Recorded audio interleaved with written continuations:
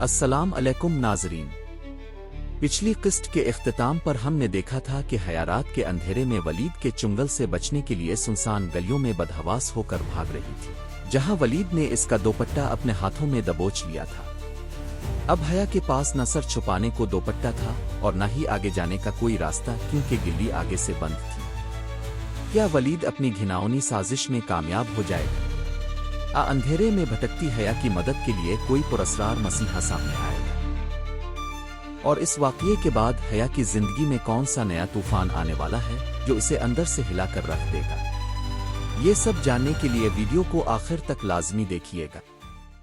آدیر الفادیر دیکھے بغیر بدحواس سی دوڑتی ہوئی ایک گلی میں مڑ گئی۔ پیچھے کوئی دوڑتا ہوا آ رہا تھا۔ وہ بھاگتی ہوئی گلی کے دوسرے سرے تک پہنچی، مگر یہ کیا؟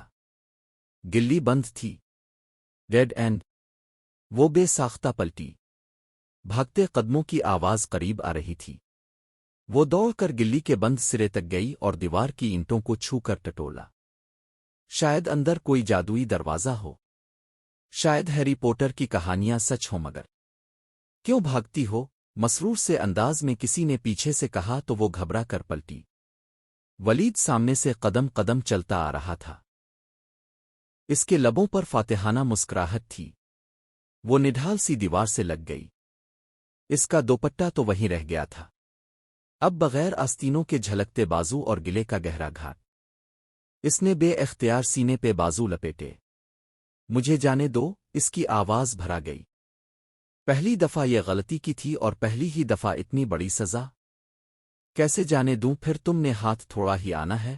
وہ چلتے چلتے اس سے چند قدم کے فاصلے پر آ کھڑا ہوا تھا۔ دور لگے اسٹریٹ پول کا بلب اس کے پیچھے چھپ گیا تھا۔ پلیز میں ایسی لڑکی نہیں ہوں۔ تو کیسی لڑکی ہو؟ مجھ سے لفٹ لے لی مگر شادی سے انکار ہے؟ تب ہی گاڑی میں اتنی بے راخ دکھا رہی تھی، وہ اس کے بالکل سامنے آ رکا۔ پلیز۔ وہ ہولے ہولے لرز رہی تھی۔ اس میں اتنی ہمت نہ تھی کہ اب ولید کو دھکا دیتی۔ شش، وہ مسکراتے ہوئے آگے بڑھا۔ حیا نے سختی سے آنکھیں میچ لے۔ اس کا سر چکرانے لگا تھا۔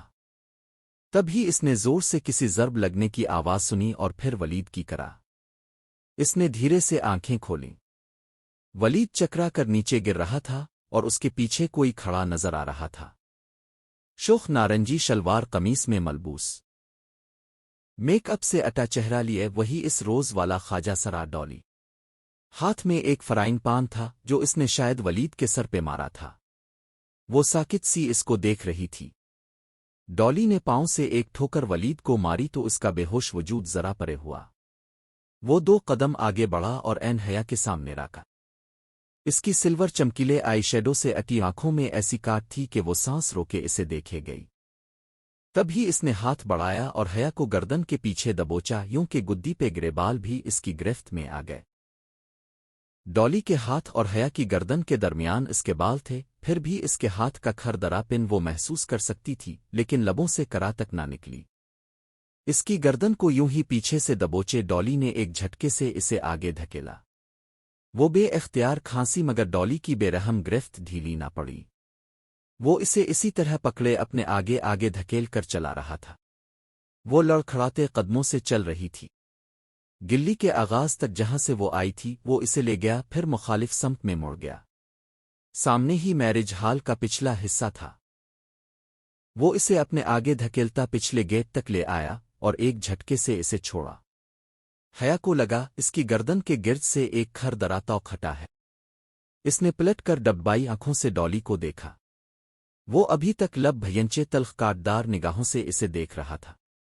حیا کی آنکھوں سے آنسو گرنے لگے۔ اسے لگا وہ اب کبھی بول نہیں پائے گی۔ دفتنا ڈالی نے اپنی گردن سے لپٹا نارنجی دوپٹہ کھینچا اور اس پہ اچھالا۔ دوپٹہ اس کے سر پہ آن ٹھہرا، پھر سلکی بالوں سے پھسلتا ہوا شانوں پہ ڈھلک گیا۔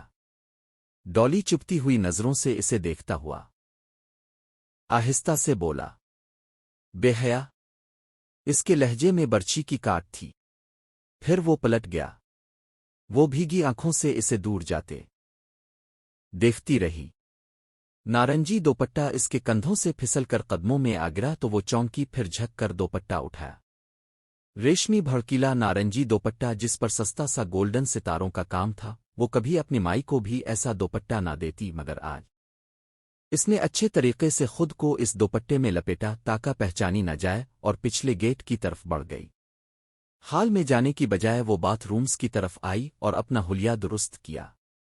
रोने से काजल बह गया था, बाल भी बिखरे थे। मोबाइल इस छोटे से कलच में था जो इसने इस सारे अरसे में अपने बाईं हाथ में दबोचे रखा था। शुक्र अंदर फंक्शन अपने उरूज पे था। स्टेज पे दूल्हा दुल्हन, रिश्तेदारों, कजन्स और दोस्तों के जलों में मुस्करा रहे थे। सोनिया भाभी भी बहुत अच्छी लग रही थीं और दावर भाई भी। इरम फिरोजी फराक में चहकती हुई उधर उधर घूम रही थी। असूलना इसे भी वहीं होना चाहिए था, मगर वो ऐसी ज़हनी हालत में ना थी कि वो 2 कदम भी चल पाती। सौ बेदम सी एक आखिरी नशिस्त पर गिरी हुई थी। बेहया, बेहया, बेहया। डॉली के अल्फाज की बाज़गश्त हथौड़े की तरह इसके दिमाग पर बरस रही थी। वो बेहया तो नहीं थी, वो तो कभी किसी लड़के की गाड़ी में नहीं बैठी थी। इससे तो ये गलती पहली दफा हुई थी। फिर सोच सोच कर दिमाग फटा जाता था। वो आधे फंक्शन के बाद ही तबीयत की खराबी का बहाना करके चली आई थी। ये दावर और सोनिया की शादी के चंद रोज बाद का जिक्र है। सुबह से सर्दी बहुत बढ़ गई थी। दिसंबर खत्म होने को था और हुआ टेटर अलिफ देने वाली बन चुकी थी। ऐसे में वो कैंपस में स्कॉलरशिप कोऑर्डिनेटर के ऑफिस के बाहर दरवाजे पे लगी लिस्ट देख रही थी। अरिस्मूस मंडस एक्सचेंज प्रोग्राम के तहत स्टूडेंट्स में से सिर्फ 2 लड़कियां सबएनजी यूनिवर्सिटी जा रही थीं, हया सुलेमान और खदीजा राना। ये खदीजा राना है कौन भला? वो सोचते हुए अपने यख होते हाथ आपस में रगड़ रही थी। सर्दी से इसकी नाक सुर्ख पड़ रही थी। लॉन्ग शर्ट और ट्राउजर पर स्टाइलिश सालांग स्वेटर पहने वो दरवाजे के सामने खड़ी थी। दफतना अकब से किसी ने पुकारा, एक्सक्यूज मी। वो चौंक कर पलटी। पीछे एक लड़की खड़ी थी, कंधे पे बैग, हाथ में डायरी और पेन और आंखों पर बड़ा सा चश्मा। वो इसको नाम से नहीं पहचानती थी, मगर उसको कई दफा यूनिवर्सिटी में देखा जरूर था। वो लड़की इसे खामखा ही बहुत बुरी लगी थी। ये हया सुलेमान कौन है भला? वो चश्मे के पीछे से आंखें सुकेड़े सोचती हुई कह रही थी। हया ने एक तंजिया निगाह में इसका सर से पीर तक जायजा लिया, फिर जरा रूखे अंदाज में बोली, ओ मैं हूं। ओ, इसने जैसे बमुश्किल अपनी नागवारी छपाई। मैं अब के साथ तुर्की जा रही हूं हया। मैं खदीजा हूं।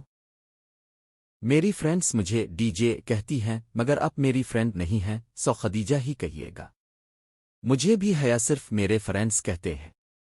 आप मुझे मिस सुलेमान कह सकती हैं। वो कहकर पलट गई। अजीब बददिमाग लड़की थी वो खदीजा राना। इसे पहले भी खामखा ही बहुत बुरी लगती थी और अब अंदाजा हो गया था कि इसके भी हया के बारे में ख्यालात कुछ ऐसे ही थे। वो जैसे ही घर आई जफर सामने आ गया, भागता हुआ, हाँपता हुआ।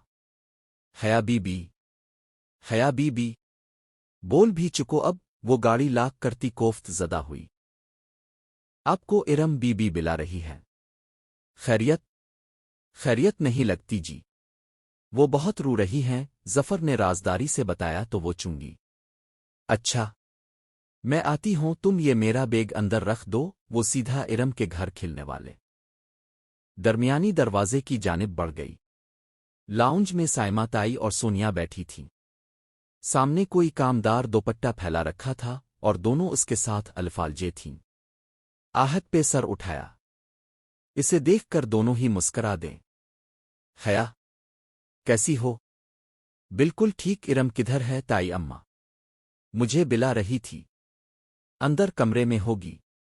ओके, मैं देख लेती हूं। वो मुस्करा कर रादारी की समत बढ़ गई। इरम के कमरे का दरवाजा बंद था। इसने डोर नाब घुमाकर धकेला। दरवाजा खिलता चला गया। बेड पर इरम अकड़ों बैठी थी। सामने लैपटॉप खुला पड़ा था। चमकती स्क्रीन की रोशनी इरम के चेहरे को चमका रही थी, जिसपे आंसू लड़ियों की सूरत बह रहे थे। इरम, क्या हुआ? वो कदरे फिक्रमंदी से इरम के सामने आ बैठी। इरम ने सुर्ख मुतवर्रिम आंखें उठाकर हया को देखा।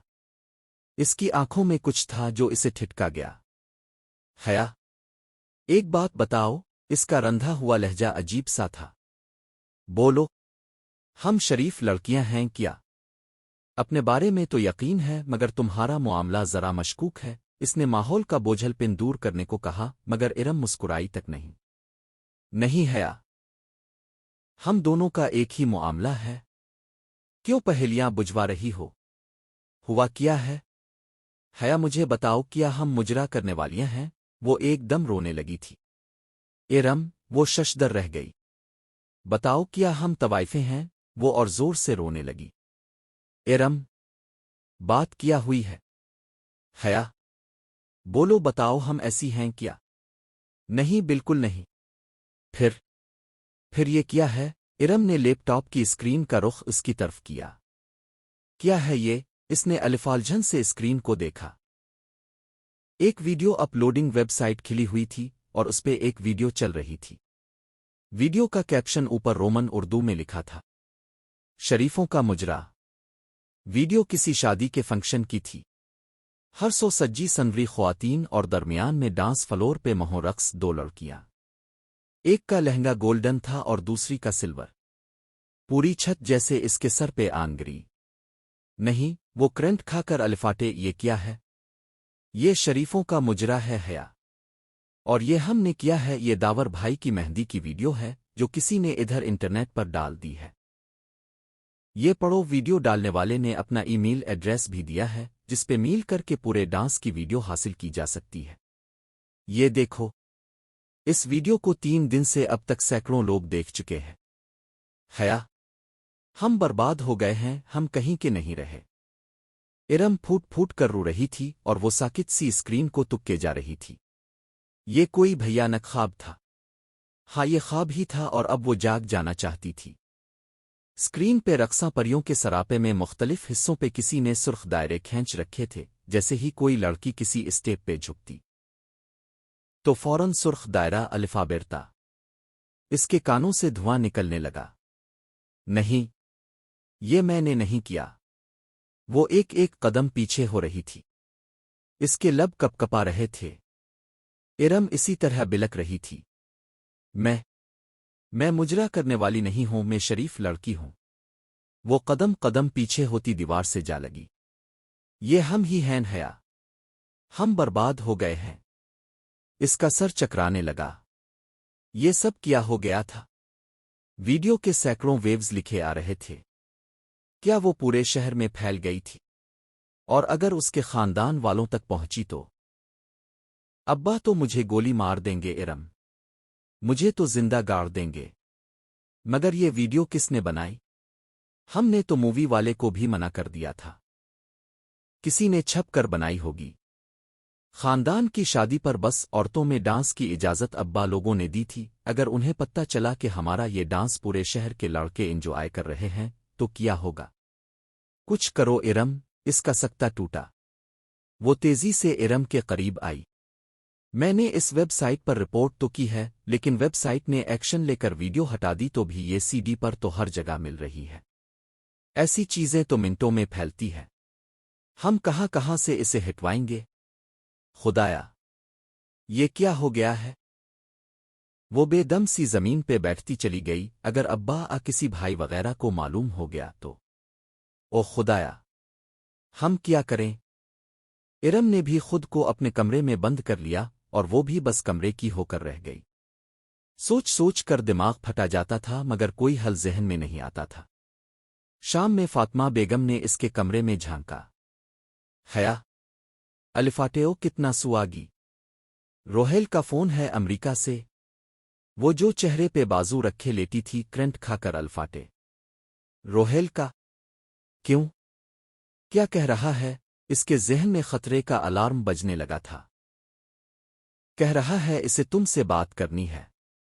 وہ کہہ کر آگے بڑھ گئیں اور وہ شل سی بیٹھی رہ گئی۔ سکون کی ندی میں زور سے پتھر آ گرا تھا۔ روہیل امریکہ میں تھا اور وہاں پر تو لوگ عموماً سارا وقت ہی آن لائن رہتے تھے، پھر ایسے میں اس کی نگاہوں سے اس ویڈیو کا گزر جانا عین ممکن تھا۔ خدایا اب وہ کیا کرے؟ اس نے پیروں میں سلیپرز ڈالے اور میرے قدموں سے چلتی ہوئی باہر لاؤنج میں آئی۔ کریڈل کے ساتھ الٹا ریسیور پڑا تھا۔ اس نے کپ کپاتے ہاتھوں سے ریسیور الفاٹے کر کان سے لگایا۔ हेलो। हेलो हया, कैसी हो? रोहेल की आवाज में गर्मजोशी थी, वो कुछ अंदाजा नहीं कर पाई। ठीक। तुम ठीक हो? एकदम फुट। मैंने तुम्हें मुबारकबाद दीनी थी। इसका दिल जोर से धड़का। क्या वो तंज कर रहा था? कुक। किस बात की? भाई तुम एक्सचेंज प्रोग्राम के तहत तुर्की जा रही हो, और किस बात की भला? ओ अच्छा। इसकी अटकी हुई सांस बहाल हुई। वो निढाल सी धप से सोफे पे गिरी। हाँ, जा रही हूं। Thank you so much. इन गुजरे 3 दिनों में वो ये बात भला चुकी थी। कब तक जाना है? वो खुशी से पूछ रहा था। जनवरी के एंड या फरवरी के शुरू तक। तो क्या तुम उधर सबीन फुप्पो की फैमिली से मिलोगी? पत्ता नहीं, अभी सोचा नहीं है। इसके पास इस वक्त सोचने के लिए ज्यादा बड़े मसाइल थे। क्या बात है, तुम अब सीख लग रही हो? वो जरा परेशान हुआ। अरे नहीं, वो फौरन संभली और फिर उधर उधर की बातें करके खुद को नॉर्मल जाहिर करने में कामयाब हो ही गई। फोन बंद हुआ तो वो इरम की तरफ चली आई। वो तकिया मुंह पे रखे लेटी थी। यूं सर मुंह लपेट कर बैठने से कुछ नहीं होगा। तो क्या करें? इरम ने तकिया फेंका और अलिफाटे बैठी। सबसे पहले तो दोनों घरों के तमाम कंप्यूटर्स पे इस वेबसाइट को ब्लॉक करते हैं, ताकि कम अज कम घर वालों को तो नापत्ता चले, फिर इसका कोई मुस्तकिल हल सोचते हैं। ठीक है चिल्लू। उम्मीद का सरा देखकर इरम अलिफाटे खड़ी हुई। बना किसी दिक्कत के जब वो तमाम कंप्यूटर्स पे इस वेबसाइट को ब्लॉक कर चुकी तो साइमा ताई ने आकर बताया कि रात में इरम को देखने ताया फुरकान के कोई फैमिली फ्रेंड बमा खानदान आ रहे हैं। रस्मी कार्रवाई थी, क्योंकि वो रिश्ता तो ढके छुपे अल्फाज में मांग ही चुके थे। है सब कुछ भला कर पुरजोश हो गई। हमारे दूल्हा भाई भी साथ ही आए हैं। हया ड्राइंग रूम में झांक कर अंदर कमरे में आई तो वो मुंह लटकाए बैठी थी। तुम ऐसे क्यों बैठी हो? इरम ने आहिस्ता से सर अलिफाटे आलिफ। सर पे सलीके से दोपट्टा जमाए वो बराविखवे के लिए तैयार बैठी थी। हाँ। आंखें जरा वीरान सी थीं। वो वीडियो दफ करो इसे। आओ, सब बिला रहे हैं। लड़के की वालिदा माजिदा ने अंदर बुलाया है तुम्हें दुखाने के लिए। आओ। इसने हाथ पकड़कर इसे खड़ा किया। और अब्बा? इरम की आंखों में जरा सी परेशानी आतर। उनसे इजाजत ले ली है और वो बाहर मर्दों में बैठे हैं। वो इरम को हाथ से पकड़े ड्राइंग रूम की तरफ ले आई। जालीदार पर्दे के पीछे वो दोनों लम्हे भर को रुकी थीं। अंदर सोफों पे साइमा ताई, फातिमा बेगम और सोनिया भाभी बैठी थीं। सामने वाले 2 सिंगल सोफों पे एक नफीस सी खातून और एक खुबरूसा नौजवान बैठा था। सामने रखी मेज लवाजमात से सज्जी थी और सोनिया बसद इसरार मेहमानों को बहुत कुछ पेश कर रही थी। बस भाभी, हमें तो अपने जैसी ही बच्ची चाहिए। बाहया बापर्दा सोम सलो की पाबंद और वो खातून मुस्करा कर कह रही थीं। अरे मिसेस करीम, हमारी इरम तो कभी सर ढके बगैर गेट से बाहर नहीं निकली। अस्सलाम अलैकुम। वो इरम को साथ लिए अंदर दाखिल हुई। इसके सलाम पे सब ने सर उठाकर देखा। गुलाबी पूरी औस्तीनों वाली शलवार कमीज में हम रंग दोपट्टा अच्छी तरह फैला कर सर पे लिए इरम झुकी झुकी निगाहों से सामने एक सोफे पे आ बैठी। हया भी साथ ही थी। कमर पे गिरते सिल्की बाल, ग्रे एलाइन शर्ट और ट्राउजर जेब तन किए, दोपट्टा कंधे पे डाले इरम के साथ ही टांग पे टांग रखे पुरएतमाद तरीके से बैठ गई। यूं बैठने से ट्राउजर के पांचे जरा ऊपर को उठ गए और ग्रे कैंची चप्पलों में मुक़य्यद सफ़ेद पांव टखनों तक झलकने लगे। बेगम करीम की मुशफ़िक सी आंखों में इरम को देखकर पसंदीदगी की झलक उतरी थी। उन्होंने ताइदी अंदाज में अपने स्मार्ट से बेटे को देखा, मगर वो इरम को नहीं बल्कि बहुत गौर से हया को देख रहा था। और बेटा, अब क्या करती हो? बेटे को मुतवज्जे न पाकर वो संभल कर इरम से मुखातिब हुई। जी मास्टर्स कर रही हूं इंग्लिश लिटरेचर में, इरम ने झुकी झुकी निगाहों से जवाब दिया। तभी हया को महसूस हुआ वो लड़का मुसलसल इसे देख रहा है। सिताइश पसंदीदगी से नहीं बल्कि गौर से, जांचती परखती नजरों से। दफतना इसने पॉकेट से अपना ब्लैक बेरी मोबाइल निकाला और खामोशी से सर झुकाए बटन प्रेस करने लगा। ख्वातीन आपस में गुफ्तगू में मसरूफ थीं, मगर हया कुछ अजीब सा महसूस करती कनखियों से इसी को देख रही थी। جو اپنے فون پہ جھکا تھا۔ تبھی ہولے سے اس کے موبائل سے اے مائی نیم از شیلا کی آواز گونجی، جسے اس نے فوراً بند کر دیا، مگر وہ سن چکی تھی۔ شیلا کے ساتھ شادیوں کا مخصوص شور بھی سنائی دیا تھا، اور ارم نے بھی شاید کچھ سنا تھا، تب ہی چونک کر گردن اٹھائی اور پھر قدرے سبکی سے واپس جھکا دی۔ حیا کو اپنی جان جسم سے نکلتی محسوس ہوئی تھی۔ کیا دنیا اتنی چھوٹی تھی؟ وہ اب موبائل پہ کچھ دیکھ رہا تھا، کبھی اسکرین پہ دیکھتا اور کبھی حیا اور ارم کے چہروں پہ نگاہ ڈالتا۔ صاف ظاہر تھا وہ کچھ ملانے کی صحیح کر رہا تھا، یقین دہانی، تصدیق، ثبوت، سب صاف ظاہر تھا۔ پھر ایک دم وہ اٹھا اور تیزی سے کمرے سے نکل گیا۔ ایک شرمندہ سی خاموشی نے سارے ماحول کو گھیر لیا۔ حیا نے سر جھکا دیا، اسے اپنا دل ڈوبتا ہوا محسوس ہوا تھا۔ وہ بہت بے چین سی بیٹھی تھی، پاؤں اوپر صوفے پہ سمیٹے، ہاتھ میں ریموٹ پکڑے وہ جھلائی ہوئی سی چینل بدل رہی تھی، مضطرب، بے بس، پریشان۔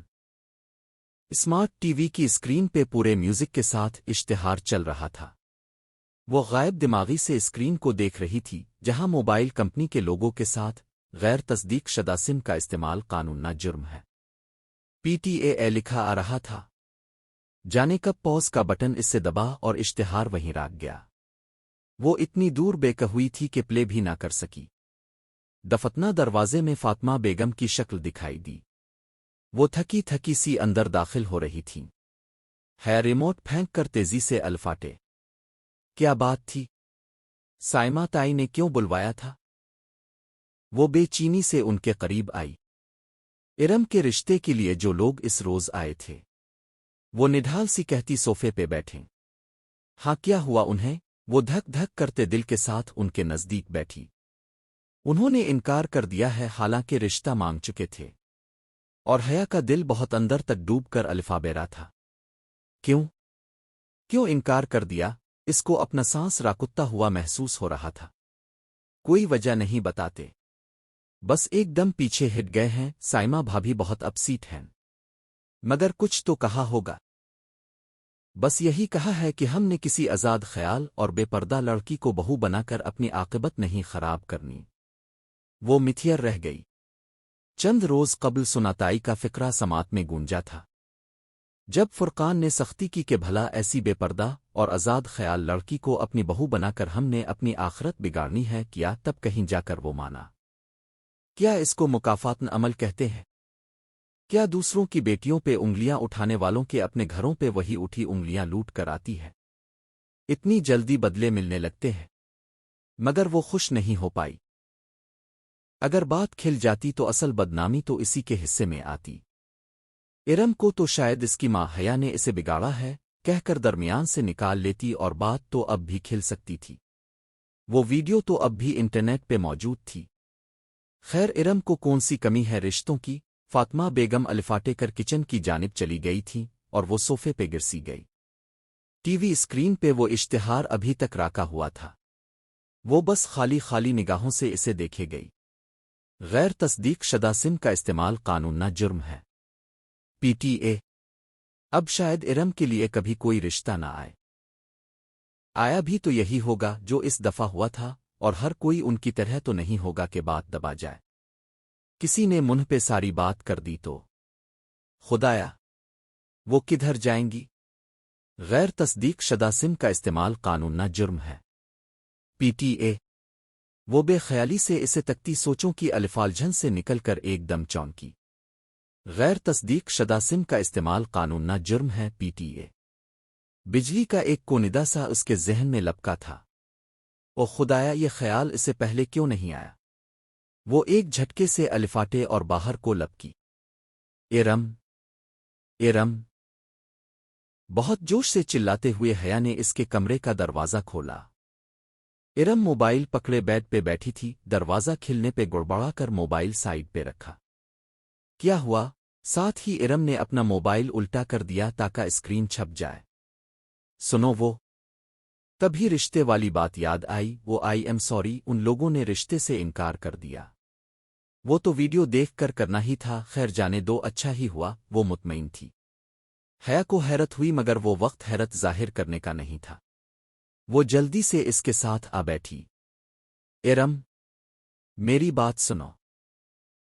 तुमने कभी मोबाइल कनेक्शंस के इश्तिहारों में वो इबारत पढ़ी है कि गैर तस्दीक शुदा सिम का इस्तेमाल जुर्म है? हाँ तो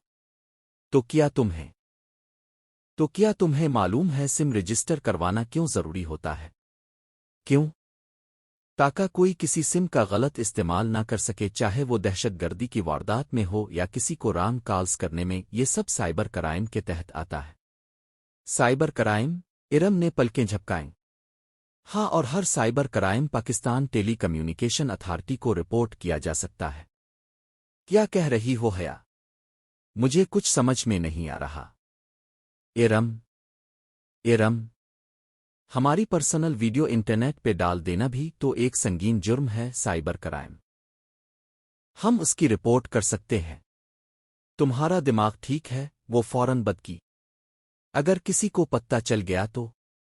पता तो तब चलेगा जब हम इस वीडियो को वहीं रहने दें। 4 दिन से मैं सूली पे लटकी हूं, अब इस मसले को खत्म हो जाना चाहिए।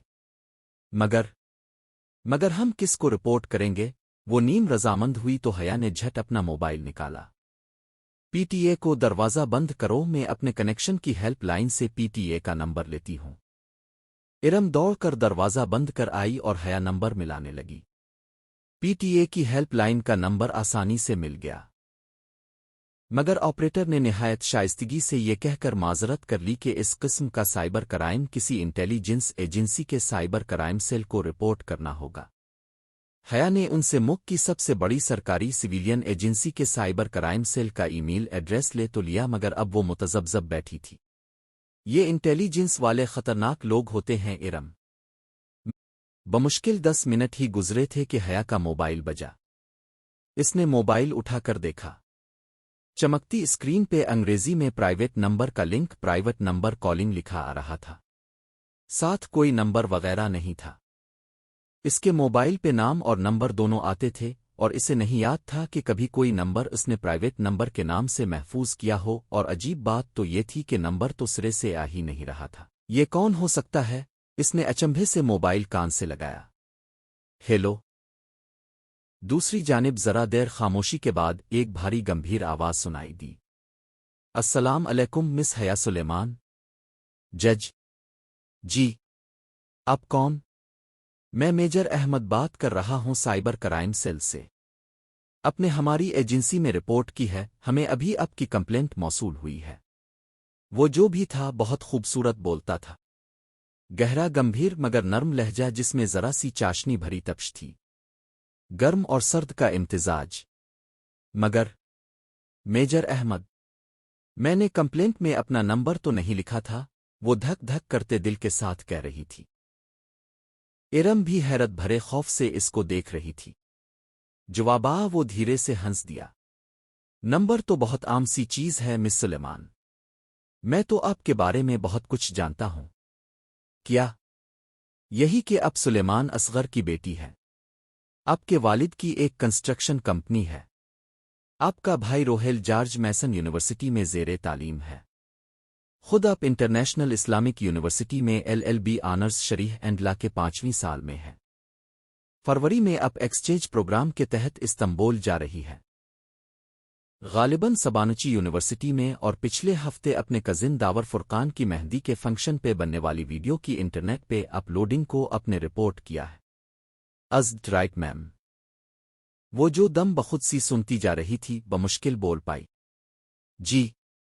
जी वही वीडियो। अब आप क्या चाहती है?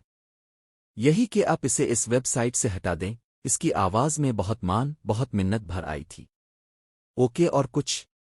और जिन लोगों के पास इसकी CD है वो भी। आगे इसका गला रानिद गया एहसास तौहीन से। कुछ बोला भी नहीं गया।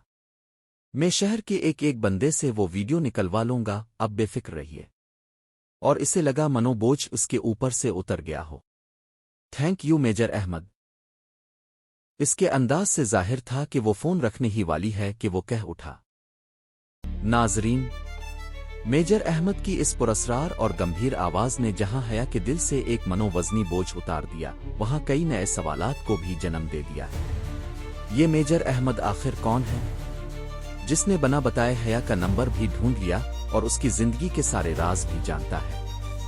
کیا یہ واقعی سائبر کرائم سیل کا کوئی افسر ہے یا حیا کی زندگی میں آنے والا کوئی نیا طوفان؟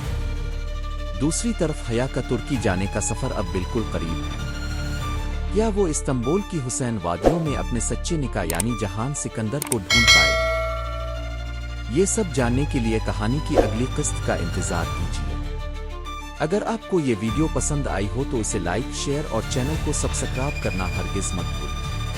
اور کمنٹس میں ہمیں ضرور بتائیں کہ آپ کے خیال میں یہ میجر احمد کون ہو سکتا ہے۔ اپنی آرا سے ہمیں ضرور آگاہ کیجیے۔ اگلے حصے تک کے لیے اللہ حافظ۔